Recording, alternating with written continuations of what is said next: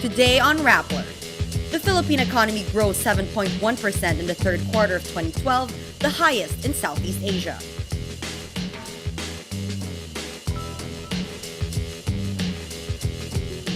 The Philippines refuses to stamp Chinese passports with a map of disputed areas in the South China Sea.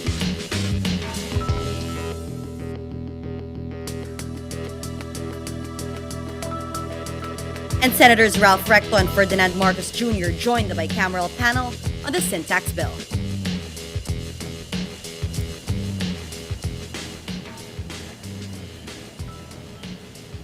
Hello, I'm Natasha Gutierrez sitting in for Maria Ressa.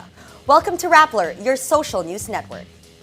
Exceeding economists' expectations, the Philippine economy grows 7.1% in the third quarter of 2012, the highest in Southeast Asia.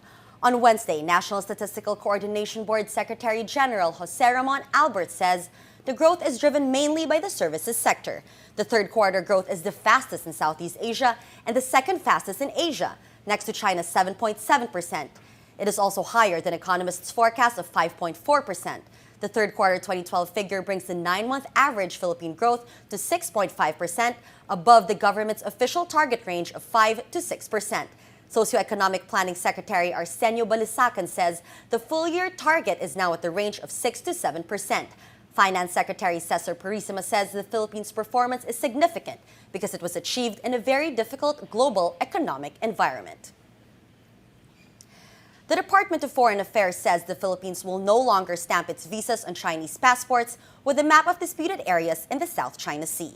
The move is a protest against the inclusion of the 9-dash line map in the passport, which covers areas claimed by China, Taiwan, Vietnam, Brunei, Malaysia, and the Philippines. The FA says the Philippines will stamp the visas on a separate visa application form. In a statement, the department says the move is being done so the Philippines is not seen as, quote, legitimizing the 9-dash line every time a Philippine visa is stamped on Chinese e-passports. Senator Miriam Santiago wants Chinese citizens carrying the passports barred from entering the Philippines. She says it would be an act of asserting the Philippines' claims to the territories. That is a direct assault on our sovereignty. That would be considered as an act of aggression. If they bear that kind of passport, we will be acting well within our rights to deny them admission to our territory, turn them back immediately. Senators Ralph Reto and Ferdinand Marcos Jr. will sit on the bicameral conference committee on the syntax bill. Also included are Senators Franklin Drilon, Panfilo Lacson, Sergio Osmeño III, Alan Peter Cayetano, and Pia Cayetano. Earlier, Health Secretary Enrique Ona supports a manifesto urging the two senators to inhibit from the meetings. 35 medical organizations signed the manifesto at the Philippine General Hospital Wednesday. The groups say the two senators compromise the welfare of the Filipino people. We allude to newspaper articles which claim that Senator Reto may have had secret meetings with the tobacco industry during the hearings of the Senate Ways and Means Committee. And we actually have video footage of Senator Bongbong Marcos talking with the lawyers of Philip Morris during his interpellation of the syntax bill at the Senate floor. Reto and Marcos have been criticized for their stand on the bill. Marcos says he is protecting the tobacco farmers of Ilocos Norte. Reto initially sponsored his version of the bill that will raise only 15 billion pesos in revenue, far from the government's target of 60 billion pesos. The syntax bill passed the Senate on November 20. Senator Ralph Reto says advocates of the syntax reform bill have nothing to fear as he sits as a member of the committee that will hammer out the final version of the measure. Reto is responding to the call from Health Secretary Enrique Ona for him to inhibit, citing the amendments he introduced. Nagtataka lang ako, ba't sa natatakot pinakamahalaga doon yung amendment sa health na maliwanag sa pupunta yung pondo. Senate President Juan Ponce Enrile recommended that Reto be included in the group. Included. Now, in the case of Senator Reto, since his version of the bill was set aside, he has a right to also be included so that he can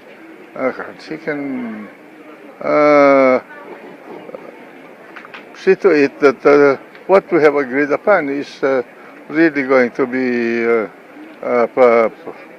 pushed through. Executives of the Aman Futures Group say they were dummies, listed as directors in the 12 billion pyramid scam that duped around 10,000 people in Visayas and Mindanao. Lurix Lopez says their names were listed as board directors even if they did not put in capital money. On Tuesday, 5 of the 7 executives of Aman show up at the Justice Department to file their affidavits during the preliminary probe. They surrendered to the National Bureau of Investigation on November 24. The DOJ investigating panel is handling 5 complaints against Aman Futures Group. 14 complainants say they lost 89 million pesos worth of investments in the group. Pagadian City Mayor Samuel Co, his wife, and 10 others are charged with syndicated estafa for their alleged involvement in the Aman pyramid scam. The charges are filed before the Justice Department on Wednesday by at least 3 complainants. Earlier, the National Bureau of Investigation said it had sufficient evidence to charge Co with estafa and graft charges. An alleged finance manager of Aman Futures Group says Co and his wife sought investors for the group. The backhoe operator in the 2009 Maguindanao massacre asks for police protection pending the result of his application to turn state witness. Bong Andal asks the Criminal Investigation and Detection Group for protective custody. He has flown to Manila Tuesday from Cotabato City to be presented before the Quezon City Regional Trial Court. Andal was arrested November 24 in Midsayap, Cotabato, a day after the 3rd anniversary of the massacre. He is accused of operating the backhoe equipment that buried the bodies of the victims in a remote barangay in Maguindanao on November 23, 2009. At least 92 suspects in the massacre remain at large. South Korea plans to proceed with its delayed rocket launch Thursday. The agency tasked to mitigate disasters say several provinces in the Philippines will be placed on alert status as parts of the rocket are expected to fall within Philippine territory. In an interview on DZRH Wednesday, National Disaster Risk Reduction and Management Council Executive Director Benito Ramos says the following provinces fall under the alert status: Camarines Norte, Camarines Sur, Catanduanes, Albay, Sorsogon, Northern Samar, Eastern Samar, Southern Leyte, Surigao del Norte, Surigao del Sur, and the Dinagat Islands. A no-sail, no-fly, and no-fishing zone will be in effect on launch day. The South Korean Ministry of Education, Science and Technology says the 140-ton Korea Space Launch Vehicle 1 will lift off between 5 to 8 p.m. Philippine time. The rocket will deploy a small satellite into orbit, which aims to gather information on space radiation. The launch will mark South Korea's 3rd attempt in 4 years. U.S. President Barack Obama expands his campaign to avoid the fiscal cliff, which could mean higher taxes and spending cuts if the White House and Congress do not reach a budget deal. Obama wants higher taxes on wealthy Americans, but he continues to face opposition from Republicans in Congress. Obama meets with small business owners Tuesday in hopes of getting support. He is expected to meet with middle-class families and top CEOs in the succeeding days. The president's political machine, with millions of supporters linked by social media, has also been mobilized with an email sent out last week explaining Obama's approach to the crisis. But his Republican foes react sourly. Senate Republican Minority Leader Mitch McConnell says rather than sitting down with lawmakers of both parties and working out an agreement, he's back out on the campaign trail. The White House says this is not about politics. It argues Obama is right to engage people on a crucial issue. Let's now look at Rappler's Wrap for today, a list of the 10 most important events around the world you shouldn't miss. At number 2, a U.S. federal judge rules major tobacco companies that spent decades lying to the public about the dangers of smoking have to begin a public advertising campaign admitting they lied. The case of racketeering was brought to the Justice Department in 1999. U.S. District Judge Gladys Kessler writes the new advertising campaign will try to right the past deception going back to at least 1964. The ad campaign could last for as long as 2 years. One of the statements the companies must use goes like this: smoking kills, on the average, 1,200 Americans every day. The companies are expected to appeal the ruling. At number 5, hundreds of Egyptians fill Cairo's Tahrir Square Tuesday in protest of blanket powers President Mohamed Morsi awarded himself through a constitutional decree last week. The decree prohibits high courts from repealing presidential proclamations. Earlier this week, spokespersons for Morsi clarified he did not give himself judicial power, insisting it only applies to sovereign matters. Despite this, protesters want Morsi to take back the decree or step down. On its Twitter account, Morsi's Muslim Brotherhood Party calls the protests underwhelming, saying it shows a lack of support among Egyptians.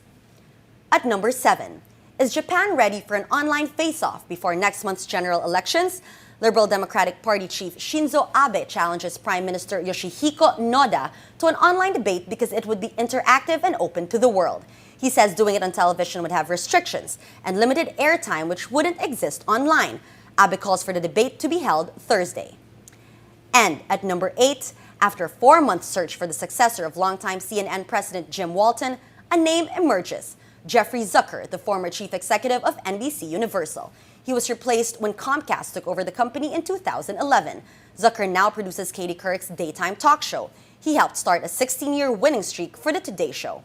If named, he will take over a company in search of its identity in a quickly evolving market, one that's seen its ratings share drop as it stuck to its journalistic roots. For the full top 10, visit Rappler.com's The Wrap. Every story on Rappler has a mood meter, which gives you 8 emotions to choose from. Click on how you feel and your vote comes down to the Mood Navigator in the middle of the front page, which crowdsources the mood of the day. It also gives you the top 10 stories that got the most clicks. Let's check out today's Mood Navigator. Well, as we can see here, only a few different colors for the day. The biggest circle, or the biggest story with the most number of votes so far, is our top story in the newscast. It's about the Philippines' growth of 7.1% in the third quarter. This has 97% of people feeling happy. Another big circle on the Mood Navigator, the Azkals win last night against Vietnam, which keeps them in the Suzuki Cup. This has majority of people feeling happy and a number of people feeling inspired. And another story, another circle with a different color, this story on scientists studying the dangers of possible robot domination. This has 42% rather, people feeling afraid, and a number of people feeling amused. That story, however, is not enough to affect the mood of the day, because today, most people are happy. That's Rappler's newscast for today, Wednesday, November 28, 2012. Visit Rappler.com and watch our newscast Monday to Friday. Tell us how you feel on our mood meter and help us crowdsource the mood of the day.